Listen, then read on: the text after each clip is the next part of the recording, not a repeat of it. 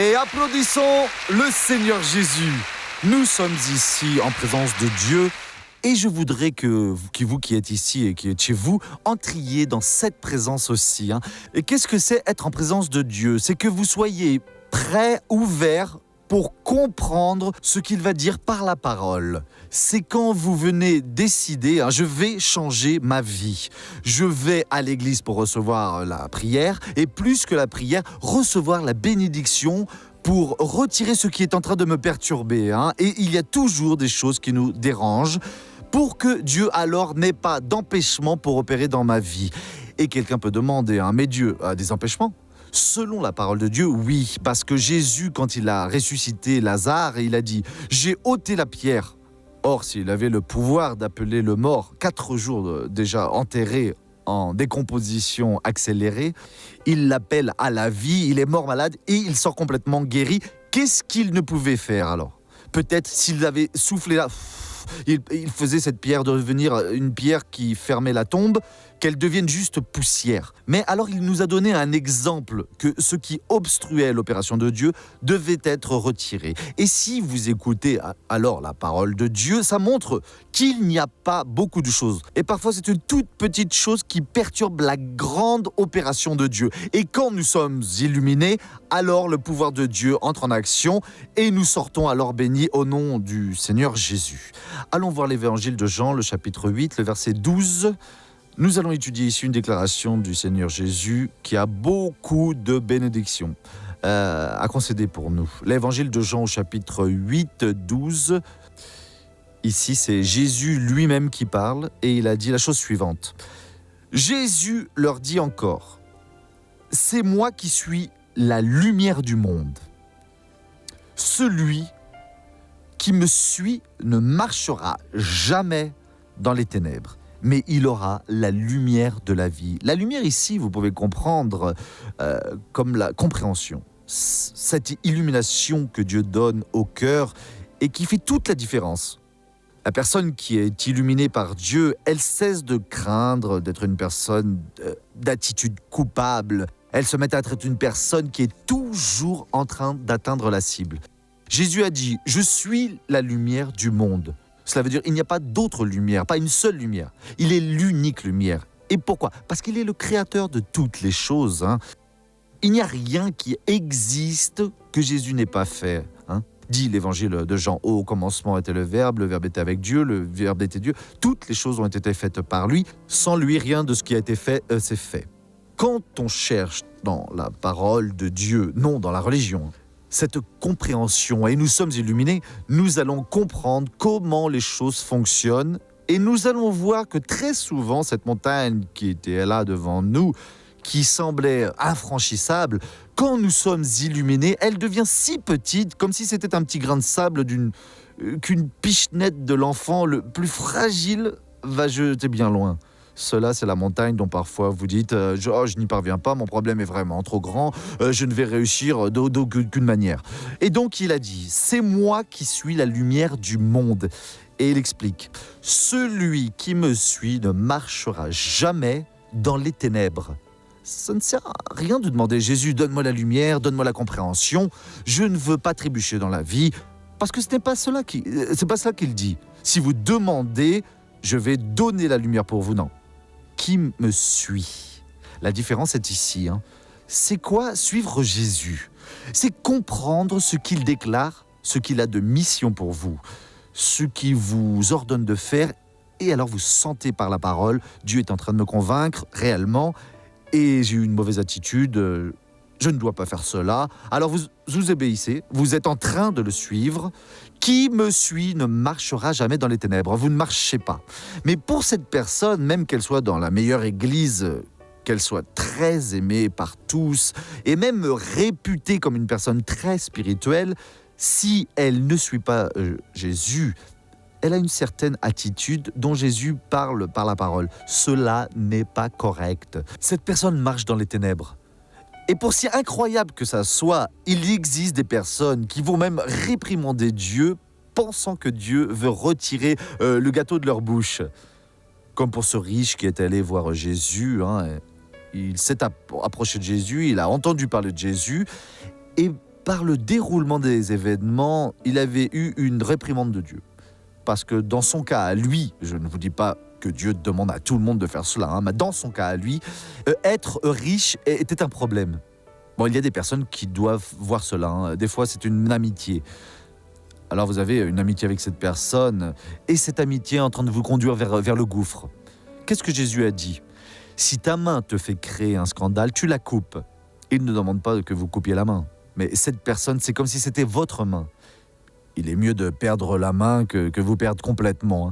Si ton œil te fait créer un scandale, arrache-le. Il ne dit pas d'arracher l'œil physiquement. C'est cette personne qui est comme un œil pour vous.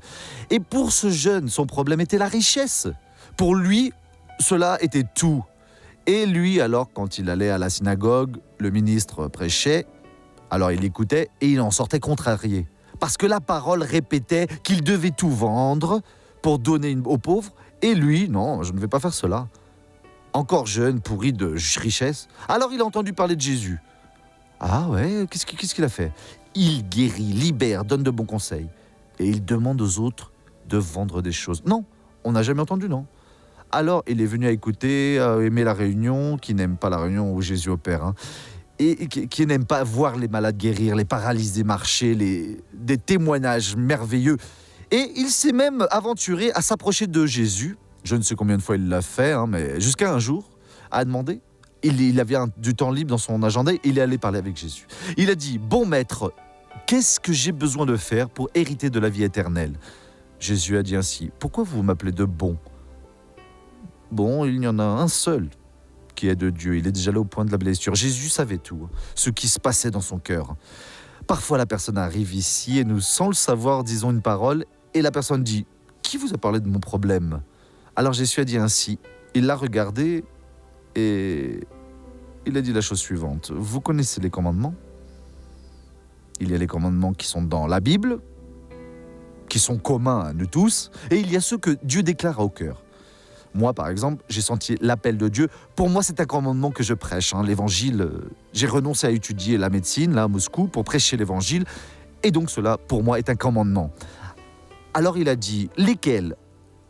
Et alors Jésus patiemment a énoncé « Tu feras pas l'adultère, tu ne donneras pas de faux témoignages, tu ne voleras pas. » Il a continué et a stoppé. L'autre a dit « Tout cela, je l'ai gardé depuis ma jeunesse. » En d'autres paroles. Et donc, moi, maintenant, je vais hériter de la vie éternelle. Et alors Jésus l'a aimé, il l'a regardé, il l'a aimé. Parce que Jésus savait déjà tout. Jésus qui est parlé avec lui, Jésus est Dieu. Jésus a dit « Il te manque juste une chose. » Laquelle, Seigneur ? Va, vends tout ce que tu as et donne-le aux pauvres. Vous savez ce que cet homme a fait ? Il est devenu triste. Il est parti. Quel stupide. Il est sorti de la présence de Dieu, de la lumière du monde. Il n'a pas eu de lumière parce qu'il n'a pas suivi Jésus. Quand Dieu parle, mon frère, il faut l'accepter. Mais Dieu, moi j'ai une carrière prometteuse, supposons qu'elle le soit. Et vous allez être l'homme le plus riche du pays. Et le pays va devenir une puissance en quelques années. Et vous êtes un multimillionnaire et je ne sais quoi encore, comment on appelle ça. Si vous perdez votre âme, à quoi est-ce que cela avance ? Vous allez être applaudi pendant 50 ou 70 ans. Le monsieur untel qui est l'homme ou la femme le plus riche de ce pays ou du monde. Mais ce plus riche, s'il n'a pas la lumière de la vie, il va aller en enfer. Et Jésus a mis la condition. Qui me suit ne marchera pas dans les ténèbres. Et qui ne le suit pas, il va marcher en trébuchant. Et donc, il est en train de dire ici, pour moi et pour vous, le sujet est d'accomplir parce qu'il n'y a pas de sortie. Ou vous êtes de la vérité, ou vous n'êtes pas dans la vérité. Il n'existe pas de semi-vérité. Il n'existe pas un peu de vérité. Ou elle l'est ou elle ne l'est pas. Je ne vous raconte pas de 75% de la vérité, non. Quand vous racontez le fait tel qu'il est, vous êtes en train de dire la vérité. Alors, on va voir ici. C'est moi qui suis la lumière du monde. Celui qui me suit ne marchera jamais dans les ténèbres, mais il aura la lumière de la vie. La compréhension de la parole de Dieu n'est pas une compréhension comme l'intellectuel que nous obtenons au collège et qui parfois change. Avec le passage du temps, la science va évoluer. Nous ne parlons déjà plus ainsi. Nous sommes en train de parler différemment. Au début, au Moyen-Âge, ils pensaient que la Terre était plate. et qu'il y avait des colonnes soutenant la terre. Et il se moquait alors du prophète Isaïe, parce qu'Isaïe a dit que le Seigneur était assis sur la rondeur de la terre, où était donc Isaïe quand il a vu que la terre était arrondie, du cœur de Dieu. Dieu lui a révélé. Et donc, qu'est-ce qui a fait notre frère ici, Isaïe? Il a dit ce qu'il a vu. Et les autres, ils se moquaient. Mais après, ah oui, réellement, la Terre est ronde, elle est plate au pôle, oui. Ils vont découvrir d'autres choses et ils vont chaque fois prouver que la parole de Dieu est la vérité. Et donc, qui a la révélation de la parole et la juste qui suit Jésus, celui-ci a la lumière de la vie. Il peut ne pas se détacher beaucoup, comme certaines personnes qui se détachent, mais que ce n'était pas le dessein de Dieu pour lui. Parce que parfois, comme pour une personne, si elle progresse beaucoup, elle abandonne alors Dieu. Et Dieu doit retenir la chose, pour amour par les gens. Et il y a des gens, même avec pas grand-chose, presque rien, ils se lèvent déjà le nez en l'air et se trouvent meilleurs que tout le monde. Qu'est-ce que vous voulez ? Un mépris stupide, je veux dire. À présent, quand la personne suit Jésus, elle obtient la lumière de la vie. Le roi David a écrit le psaume 27. Allons voir le psaume 27, car ici, il y a une révélation bonne pour vous. Le Seigneur est ma lumière et mon salut. De qui aurais-je peur ? Mon cher ami, si vous avez la lumière de la vie, cette compréhension de la parole de Dieu, vous pouvez avoir la certitude que le diable peut préparer ce qu'il veut contre vous et vous n'aurez alors jamais peur. Pourquoi ? Parce que vous avez la lumière de la vie, la compréhension. Comment est-ce que vous défaites cela ? Comment est-ce que vous faites cette chose disparaître devant vous ? C'est de cela dont j'ai besoin et que vous avez besoin. Nous avons besoin de suivre Jésus. Prenez les révélations de la parole de Dieu. Les jours vont passer, les choses peuvent devenir difficiles, mais pour nous, non. C'est plus ou moins comme ça que ça s'est produit en Égypte. Un des fléaux que Moïse a lancé, c'est celui des ténèbres. La chose est devenue si grave, les ténèbres étaient si réelles, elles sont devenues si matérielles que les personnes les touchaient. C'était une chose vraiment terrible. Dit la parole de Dieu, et Dieu ne ment pas. Pendant 3 jours et 3 nuits, personne n'est sorti d'où il était. Vous voyez un petit peu quelle chose sérieuse. La femme qui venait de donner le jour à un enfant, comment est-ce qu'elle a fait ? Personne n'est sorti. L'autre qui s'est assis dans le vase sanitaire est resté là 3 jours assis. L'autre alors qui est décédé et personne n'a été enterré. De tant de ténèbres qu'il y avait. Mais dans la maison des Israélites, il y avait la pleine lumière. Personne ne savait ce qu'étaient les ténèbres. Brillait le soleil pour eux, ils discutaient, dormaient, ils ont mangé, ils ont travaillé. Simplement, il n'y en avait pas. Et c'est cela la différence. On est en train de parler ici des ténèbres spirituelles qui ne peuvent alors parler de celui qui suit le Christ. On va revenir ici à Jean pour qu'on ne sorte pas de la parole. Jésus leur dit encore, il l'avait déjà raconté avant et s'est mis à répéter, « C'est moi qui suis la lumière du monde. Celui qui me suit ne marchera jamais dans les ténèbres, mais il aura la lumière de la vie. » Mettez-vous à suivre ce que Jésus dit dans la parole. Ce n'est pas ce que le missionnaire dit ou quelque église ou religion. Et oui, ce que la parole vous enseigne, vous deviendrez une personne alors victorieuse. Les ténèbres ne pourront plus vous opprimer. Dans la maison des perdus, dans la vie des perdus, c'est une tristesse. C'est un soubresaut terrible. Laissez-moi prier pour vous à présent. Père, merci beaucoup pour le pain d'aujourd'hui qui a parlé à notre cœur, qui a ouvert notre compréhension. Et si le Seigneur est notre lumière, si nous avons la lumière de la vie, ô Seigneur, de qui aurons-nous peur ? Qui est-ce qui va se maintenir alors devant nous? Ou qu'est-ce que nous ne pourrons pas obtenir? Parce que Dieu, marchant avec nous sur toutes les choses, nous sommes alors plus que victorieux, plus que des vainqueurs. Nous t'aimons, nous t'adorons et te remercions au nom de Jésus. Et vous dites merci Jésus. Regardons maintenant le feuilleton de la vie réelle.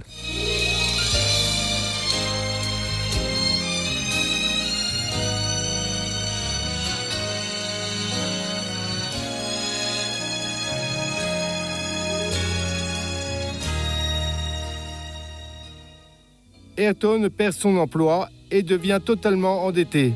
Ce sont tant de factures d'arriérés qu'il ne parvient même plus à se reposer la nuit. Beaucoup de luttes jusqu'à nous engager avec des prêteurs d'argent, leur devant alors, puis régularisant. Alors j'ai même cru qu'en jouant au jeu de hasard, ça donnerait de l'argent. Une fois, j'ai gagné une belle somme et j'étais heureux, vous voyez. Je l'ai même caché à mon épouse, j'en ai payé un ici, payé un là. Et en peu de temps, je n'avais plus rien, oui. À nouveau, je devais, à nouveau dans la main de l'ennemi. Il y avait beaucoup de factures. Nous sortions de la maison, on laissait au-dessus du compteur d'énergie et d'eau. Ne coupez pas, je suis allée payer. Parce qu'on avait de 3 à 4 factures de chaque chose. 3 à 4 factures d'énergie, d'eau, le téléphone on l'a perdu, vous voyez. Parce que celui-ci avait déjà été coupé. J'en étais perturbé, j'ai perdu le sommeil. On reste sans savoir quoi faire le lendemain, comment sera le jour suivant, et qui viendra recouvrer, qui est-ce qui ne viendra pas. On en arrive au point de devoir payer beaucoup de frais et d'intérêts aux prêteurs pour pouvoir se libérer de tout cela. Il a commencé à regarder le programme tous les soirs, jusqu'à ce jour où il a senti la volonté de parrainer. J'étais en train d'écouter le programme à la maison, on était en train de regarder le programme, moi et mon fils, et j'ai commencé à aller mal, j'ai couru jusqu'aux toilettes, et là j'ai fini par aller mal, j'ai eu des spasmes, et cela m'a incommodé tellement en fait que j'ai commenté pour moi-même et j'ai dit, si cette œuvre est de Dieu ainsi, le Seigneur sait que je n'ai pas comment appeler, parce que mon téléphone était coupé. Je n'ai pas comment appeler. Si cette œuvre est vraiment de Dieu, et c'est pour que je puisse aider l'œuvre, je vais sortir d'ici des toilettes, je vais jusqu'au téléphone et je vais tenter.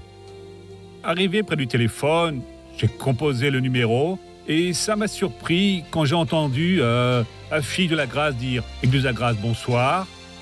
C'est alors que j'ai parrainé, je suis devenu un parrain, vraiment sans savoir, c'est que Dieu m'a donné moyen à ce moment-là de devenir un parrain. Dieu l'avait appelé et qui a complété l'appel, c'est Dieu, vous voyez. Parce que nous n'avions pas comment le faire. Aujourd'hui, on voit ici, je vois ainsi que j'ai un travail, je travaille dans la rue, je vends dans la rue, j'emporte la marchandise pour que les personnes aient aussi l'opportunité de travailler avec elles et de pouvoir être bénies avec ces travaux. Aujourd'hui, pour nous, c'est juste la prospérité. Nous avons nos noms blanchis, nous avons nos cartes de crédit, nous avons des chèques, tout à notre nom. Vous voyez, des choses que nous avions perdues et récupéré le tout, grâce à Dieu, vous voyez. Aujourd'hui, il n'y a plus rien à payer en intérêt, il n'y a plus à avoir de l'espoir dans les jeux de hasard, et cela ne donne d'argent à personne. Vous êtes juste attaché aux mains de Satan, oui, et donc sur la grâce à Dieu, c'est fini au nom de Jésus. Et cet argent avec lequel nous parrainons ne nous a jamais manqué et jamais ne va le faire, parce que c'est le contraire, nous n'avons plus jamais eu de nécessité financière et on est seulement en train de progresser, vous voyez. Vous avez 2 options, oui. Je vais me parler un petit peu au-delà, je vais parler au-delà de l'œuvre, sachant que vous parrainez l'œuvre qui est très importante, les offrandes volontaires. Ainsi, la question de la dîme, payer la dîme de n'importe quelle manière, correct ? Ou alors vous allez à payer pour Satan quand vous jouez au jeu de hasard, ou vous buvez, ou vous prostituez. Alors vous allez payer la dîme de Satan, ou vous payez la dîme de l'œuvre de Dieu. Et dans l'œuvre de Dieu, c'est différent. Il réprimande le dévoreur, il a les promesses, comme c'est dans Malachie 3. Jésus est fidèle. Si tu es avec lui, il est avec toi. Et oui, mon frère, celui-ci il est passé par une telle expérience, hein, et il est même devenu convaincu. Vous savez que cette lumière, cette compréhension que chaque personne a, hein, qu'elle doit avoir, mes amis. Non, je vais donner juste pour voir. Non, vous ne donnez pas quand vous ne verrez rien. Il ne suffit pas de obéir à Dieu dans le parrainage. Parfois, Dieu demande à la personne autre chose, qu'elle aille évangéliser, ou je ne sais quoi encore, qu'elle aille intercéder pour quelqu'un. Nous demandons ici le parrainage parce que nous sommes en train de faire un travail où de nombreuses nations sont bénies. Hein. Allons maintenant à voir la première question. Missionnaire, j'aimerais savoir si c'est la vérité que l'on peut seulement prendre la Sainte Seine si l'on est baptisé dans les eaux. Oui, il y a des églises où la Sainte Seine est juste pour qui est baptisé, vous devez respecter. Une autre église donne juste la Sainte Seine pour les membres de cette église. Moi, malgré que je fasse l'œuvre de Dieu depuis tant d'années, si j'étais là, je ne pourrais pas prendre la Sainte Seine parce que je ne suis pas de cette communauté. Je ne le comprends pas ainsi. Je ne vais pas ici condamner les autres. Chacun commande dans sa maison et chacun de nous rendra compte de lui-même à Dieu. Je comprends que la Seine est du Seigneur Jésus. Le baptême est nécessaire. Mais ce voleur sur la croix n'a pas été baptisé, hein, il est allé au paradis.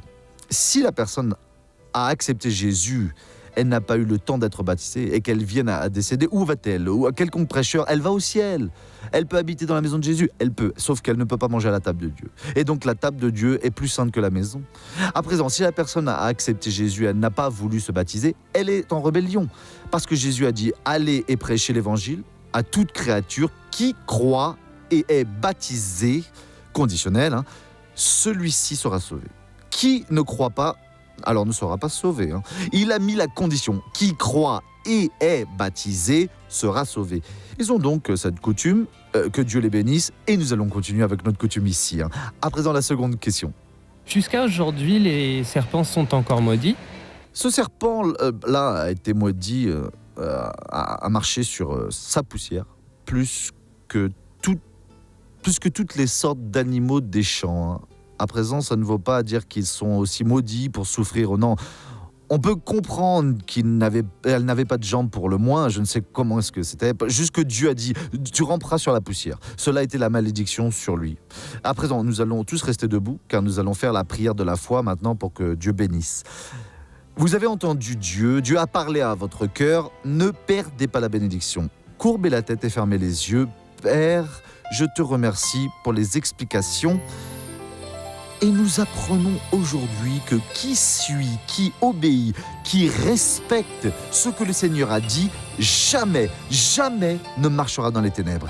Et Père, nous voulons comprendre ce que le Seigneur est en train de nous dire, nous montrer. Nous avons besoin, ô Dieu, de la compréhension pour faire ta volonté, pour accomplir ton dessein, pour, mon Dieu, jeter à terre tout ce qui est de l'ennemi. Et j'ai la certitude, Père, que le Seigneur se devra de faire l'œuvre que le Seigneur a promis. À présent, je m'unis à cette personne qui a besoin de la guérison de son corps. Il y en a un, ô Dieu, et ce ne sont pas peu de gens avec ce problème sérieux au cou. Mais pour celui-ci, cela a commencé il y a peu et cela l'empêche de tourner le cou d'un côté ou de l'autre. Ô Père, touche-la et guéris-la à présent. Guéris n'importe quelle partie du corps. Guéris l'âme. Oh mon Dieu, guéris le mariage comme celui de cette femme qui s'est plaint, oh Dieu, de cette tragédie qui s'est abattue sur son foyer après 13 ans. Guéris, mon Dieu, d'autres familles qui ont des problèmes avec des personnes qui sont prises aux drogues, sur le mauvais chemin, dans la malhonnêteté. Oh mon Père, nous sommes maintenant en prière et nous demandons l'intervention du ciel. Et vous devez prier, vous devez demander, parce que demande reçoit, qui frappe à la porte lui est ouverte. Et je vais maintenant unir ma foi avec la vôtre. Et je dis à la force du mal qui est dans votre vie, est venue l'heure de battre en retraite. Au nom de Jésus, je brise votre pouvoir sur cette personne et je dis, lâchez cette vie, allez-vous-en et ne restez plus ici au nom de Jésus.